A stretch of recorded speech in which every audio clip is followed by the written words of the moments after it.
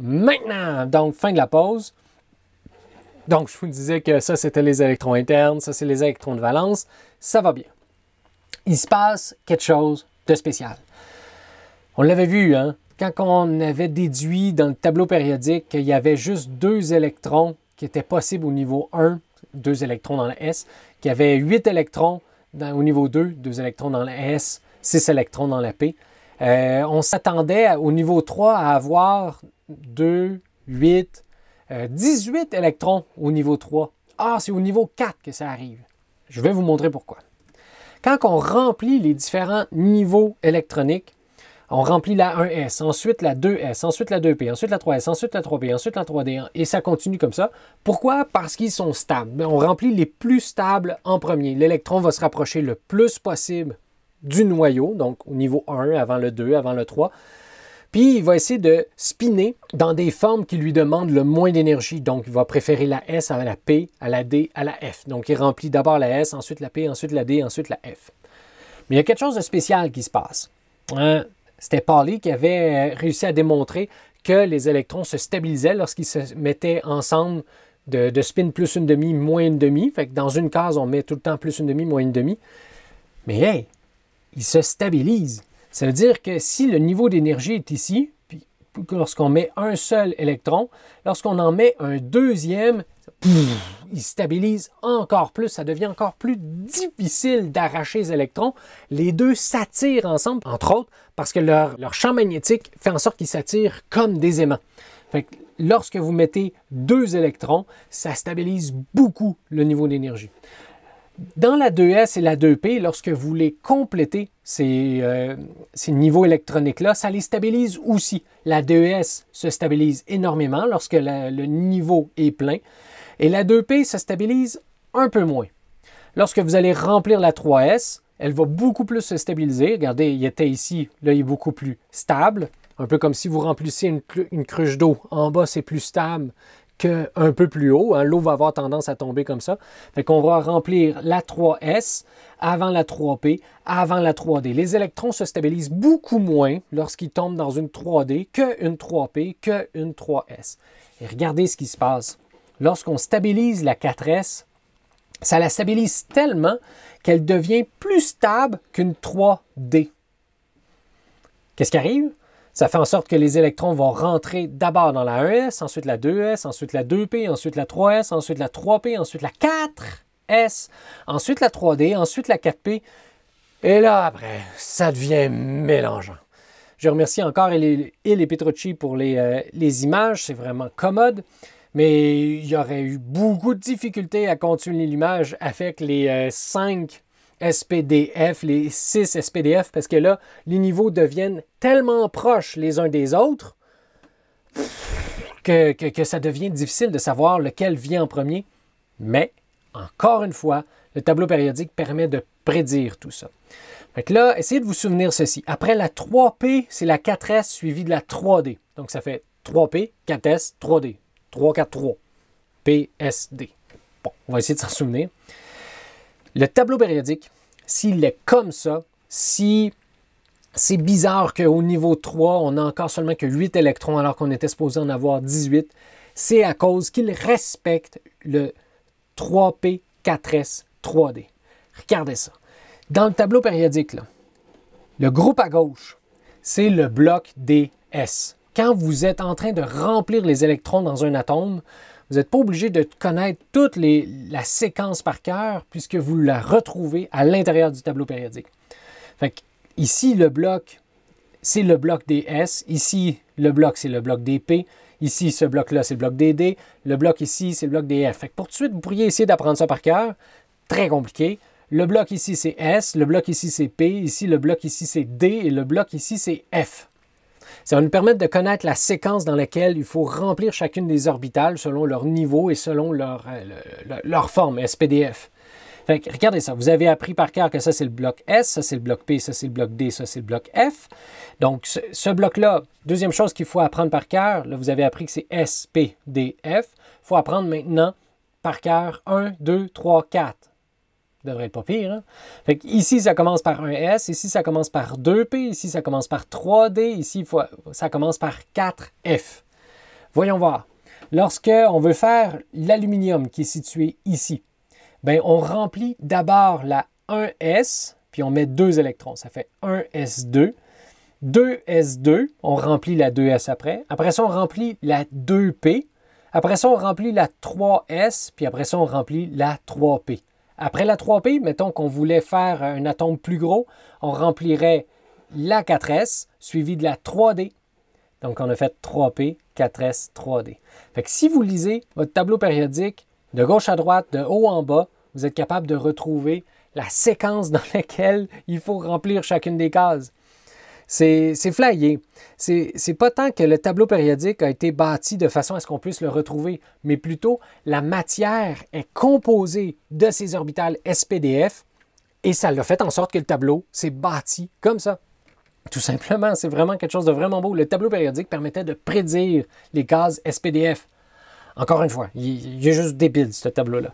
Fait que la séquence, on peut la faire ensemble. Si vous aviez à la ressortir par cœur, moi, mon prof de chimie m'a demandé de l'apprendre par cœur, mais à partir du moment que vous pouvez le lire à l'intérieur du tableau périodique, c'est super facile. Ça fait 1s2, 2s2, 2p6. C'est-tu 6? Ben voyons voir. 1, 2, 3, 4, 5, 6. S'il y a 6 atomes, c'est qu'il y a 6 électrons à mettre. Ça fait 2p6. 3s2, il y a 2 cases. 3p6, 4s2, 3d. Il y a combien d'électrons qui rentrent? 1, 2, 3, 4, 5, 6, 7, 8, 9, 10. 3d, 10. 4p6, 5s2. On dirait une comptine enfantine. On va y aller plus vite. 4D10, 5P6, 6S2. Souvenez-vous, après ça, on saute ici dans cette ligne-là parce que le tableau périodique est supposé être beaucoup plus large. On devrait utiliser un parchemin. Entre le bloc S, il y a le bloc F ici. Fait que ça fait 6S2, 4F14, 5D10, 6P6, 7S2, 5F14, 6D10. Pas pire. Fait que si vous n'avez pas cette petite figure-là avec vous, si vous vous souvenez par cœur que ce bloc-là c'est S, ce bloc-là c'est P, ce bloc-là c'est D, ce bloc-là c'est F, et que lui commence par 1, lui 2, lui 3, lui 4, je peux vous nommer toutes les cases quantiques mettons, de l'étain qui est ici. Fait que rapidement, l'étain, c'est quoi chacun de ces électrons, ces 4 nombres quantiques? Bien, c'est 1s2, 2s2, 2p. Ah, le bloc ici commence par 2 et c'est le bloc P. Fait que c'est le 2p6 parce qu'il y a 6 cases. 6 cases, 6 atomes, donc 3 cases remplies au complet avec 6 électrons.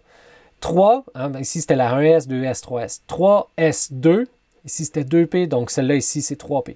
3p6, 4s2, 1, 2, 3. Lui, il commençait par 3, puis c'est SPD, donc c'est 3D10. Ça, c'était 2, 3, 4. 4P6, 5S2, 1, 2, 3. Fait que ici, cette ligne-là, c'était 3D, donc cette ligne-là, c'est 4D. 4D10, 1, 2, 3, 4, 5, 6, 7, 8, 9, 10. Lui, c'était 2P, 3P, 4P, 5P, 5P, 2. Et voilà, on vient de faire l'étain de même, juste en lisant le tableau périodique. Il faut juste que vous vous souvenez que ça, c'est le groupe S, puis ça commence par 1, le groupe P, puis ça commence par 2, le groupe D, puis ça commence par 3, le groupe F, ça commence par 4. Puis vous l'avez. C'est flyé. Si le tableau périodique est comme ça, c'est à cause que la matière est faite d'orbitales, que les électrons sont des ondes, qu'il y a le principe d'incertitude, qu'il y a une 4 nombres quantiques. Bang! Vous avez le tableau périodique des éléments. Quand même cool.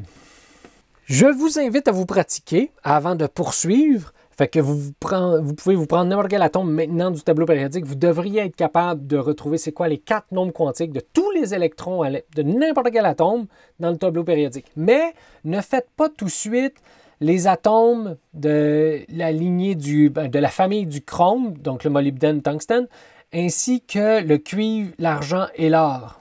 Il y a des exceptions dedans. Fait que pratiquez-vous.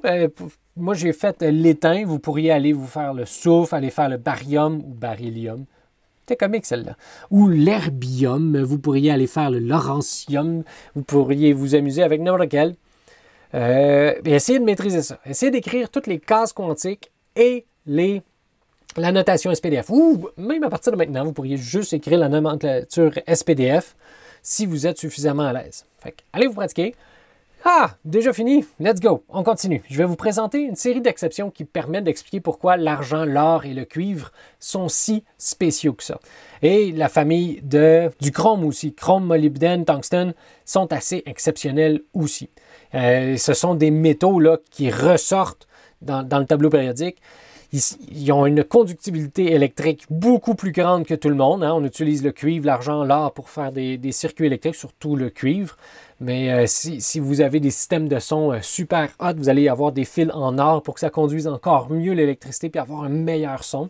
Le chrome, molybdène, tungstène, eux autres aussi, conduisent encore mieux l'électricité que leurs voisins dans le tableau périodique. Ils ont vraiment des propriétés particulières et ça s'explique justement avec la notation SPDF. On va commencer par, comment il s'appelle celui-là, SC? Le scandium. Après ça, on va faire le titane, le vanadium, le chrome, le manganèse, le fer, le cobalt, le nickel, le cuivre, le zinc, puis on va terminer peut-être avec le gallium. Donc, scandium. Le scandium, il est comme l'argon. Pourquoi? Parce que l'argon, c'est le gaz rare le plus petit, le plus proche du scandium. Pas le plus petit, mais c'est le gaz rare petit, le plus proche du scandium. Il est comme l'argon qui est situé ici. Donc, on va remplir d'abord la 4S. Ça va être 4S. Voyons voir. Le scandium est ici. Donc, il est comme l'argon. Ça fait 4S2, 3D1. Ça donne ça. 4S2, 3D1. Parfait. Après le scandium, on va faire le titane. Fait qu'il est comme l'argon. 4S2, 3D2. Ça devrait être pas pire. Voyons voir. Fait que le titane, il est comme le scandium, mais on rajoute un électron. On le met où, cet électron-là? On le rajoute dans la 3D. Excellent. Ça la stabilise un petit peu plus, pas beaucoup. Voici notre titane avec tous ses électrons. Vanadium, on rajoute un électron de plus. On le met ici. Donc, le vanadium, c'est comme de l'argon. 4S2, 3D3. Ensuite, le chrome, c'est là qu'il va se passer quelque chose de spécial. Lorsque vous allez être à un électron de compléter une D. Je répète, lorsque vous allez être à un électron de compléter une D, hey! Il faut que vous sursautiez, puis là, il y a quelque chose qui se passe. Il faut que ce soit un réflexe. Dès qu'il y a un électron, dès que vous êtes à un électron de compléter la D, il faut que vous sursautiez. Regardez bien ça. Si je rajoute mon électron, puis je le mets là, je suis à un électron de compléter ma D, et ça la stabiliserait énormément. Le niveau d'énergie chuterait encore plus, puis ça serait encore plus stable. Et la 3D deviendrait en dessous de la 4S. Fait que la 3D va aller voler un électron de la 4S pour placer ces deux électrons ici. Et là, votre chrome, c'est 4S1, 3D5. Et toutes les orbitales de la sous-couche D est complète. Mais l'orbitale 4S, elle, il y a un seul électron à l'intérieur. Ça fait un seul électron de valence. Tout seul, non apparié, beaucoup moins stable parce qu'il n'y a pas son chum à côté. Fait que lui, il peut kicker vraiment facilement de l'atome. Vous savez quoi?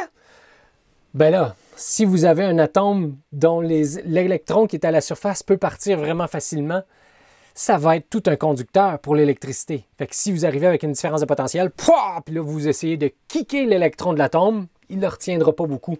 Beaucoup moins que le vanadium, le titane ou le scandium. Eux autres, là, si vous voulez arracher un électron, on arrache tout le temps un électron de la dernière couche, donc de la 4S, ceux qui sont les plus loin du noyau. Même si vous avez placé les 3D après, eux autres, c'est des électrons de cœur. Ils sont au niveau 3. Vous arrachez des électrons de la 4 en premier, ou de la 5 ou de la 6 s'il y en a. Mais là, les électrons sont pairés ici, fait que c'est difficile de briser cette coupe-là. Mais lui, il est célibataire. Il est intéressé à quitter pour aller voir ailleurs. Fait que c'est beaucoup plus facile pour le chrome de quitter l'atome. Et c'est pour ça que si vous avez du chrome, ça va conduire plus l'électricité que le vanadium, le titane ou le scandium. Ce qui est quand même cool. Fait que dès que vous êtes à un électron de compléter une D, faut qu'il y ait un réflexe. Vous allez emprunter un électron de la S qui est juste à côté et vous allez stabiliser votre D. La D tombe un peu plus basse. Si je reviens en arrière, c'est ici là, que ça se passe. Lorsque vous êtes à un électron de compléter votre D, il va aller voler une S et ça va descendre légèrement la 3D puis elle va être en dessous de la 4S. Donc, on va remplir la D avant la 4S. Fait que juste à ce moment-là. Après ça, l'électron va retourner dans la 4S. Ben, regardez, on va le faire. Je reviens dans le futur. Donc, on vient de faire notre chrome, j'ai sursauté. Et il y a donc une 4S 3D1. Good. Manganèse. Donc, c'est l'atome qui est juste après. On rajoute un électron. Là, on va remplir la 4S. On va revenir remplir l'électron qui manquait ici. Donc, ça va être comme de l'argon, 4S2, 3D5. On rajoute un autre électron, on est en train de faire du fer. Faire du fer. Fait qu'on va rajouter un électron, on va le remplir dans la 3D. On a respecté la règle qui disait qu'on mettait tous nos électrons non appariés d'abord. On utilise le plus d'espace possible. Après, on les met appariés. S'il y en a un qui est de spin plus une demi, l'autre, on va le mettre de spin moins une demi. Le cobalt, on va rajouter notre électron ici. Le nickel, on va rajouter notre électron ici. Le cuivre, on va être à un électron de compléter notre 3D. On sursaute! OK, comme on est à un électron de compléter notre D, on va aller emprunter notre électron dans la S et on va aller les placer ici dans notre D. Et le cuivre va se ramasser avec un seul petit électron à sa surface non appariée. Il n'y a pas personne qui l'aime. Fait que si vous avez avec une différence de potentiel, il y a des électrons qui veulent se bousculer, qui poussent l'électron qui est à la surface du cuivre, va aller voir ailleurs et vous allez avoir un courant électrique beaucoup plus facilement. Il va avoir beaucoup moins de résistance dans un fil de cuivre que dans un fil de nickel ou un fil de zinc. Parce que dans le cas du zinc et dans le cas du nickel, ils ont 2 électrons de valence, alors que dans le cuivre, ainsi que dans le chrome, ils ont 1 électron de valence. C'est pour ça que je vous disais qu'il y avait des exceptions dans votre tableau périodique. Je vous disais de ne pas faire le chrome, le molybdène, le tungstène, ni le cuivre, l'argent et l'or, parce que ça fait partie des exceptions. Il y en a d'autres dans le tableau périodique. Plus on descend dans le tableau périodique, plus les niveaux d'énergie sont rendus proches et plus ça arrive souvent qu'il y a des électrons qui sautent d'un niveau à l'autre pour se stabiliser, toute la gang ensemble. Mais dans le cadre de notre cours, nous autres, c'est plutôt général la chimie qu'on fait. Bon, ben, on va se contenter de chrome, molybdène, tungstène, cuivre, argent, or, puisque les autres exceptions, c'est les mêmes raisons. C'est juste que c'est pas mal moins facile à retenir par cœur. Il y en a un peu partout. Dès qu'on commence à descendre à la ligne 5, 6, 7, il y en a pas mal plus. Mais si jamais vous tombez dessus, vous allez savoir pourquoi. C'est juste parce que lorsque vous appariez ensemble des électrons, ils descendaient en dessous d'un autre niveau d'énergie, d'un niveau électronique. Fait qu'il va emprunter les électrons vont couler, glisser pour aller remplir ce niveau-là. Puis là, vous pourriez vous imaginer, là, je m'imagine une cruche d'eau à chaque fois, là, mais ça doit être vraiment flyé de se représenter ça avec les vraies orbitales. Fait que, mettons, celle-là qui va glisser puis va devenir comme celle-là parce qu'elle est plus stable comme ça. Oh, c'est pas mal plus simple jouer avec SPDF qu'avoir à dessiner toutes les orbitales.